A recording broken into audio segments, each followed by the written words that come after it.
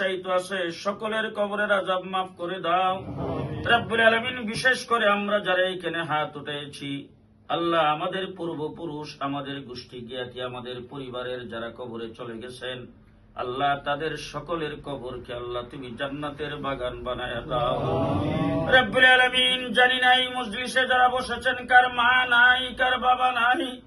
আল্লাহ যাদের মা বাবা দুনিয়ার থেকে ইন্তেকাল করেছেন, অথবা মা মরে গেছেন বাবা জীবিত আছে, বাবা মরে গেছেন মা জীবিত আছে, আল্লাহ যারাই দুনিয়ার থেকে চলে গেছে সন্তান হিসাবে আমরা তাদের জন্য ক্ষমার প্রার্থী।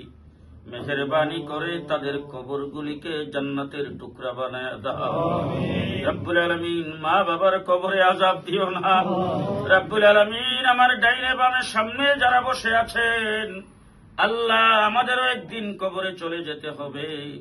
আল্লাহ জানি না কার কোন দিন পালা আসবে, কোন দিন কার ডাক আসবে। মাবুদ গো, দুনিয়ার থানার থেকে যদি গ্রেফতারি পরোয়ানা জারি হয়, আল্লাহ বহু ফাঁকি ঝুঁকি দিয়ে বহু কিছু করে বাঁচা যায়।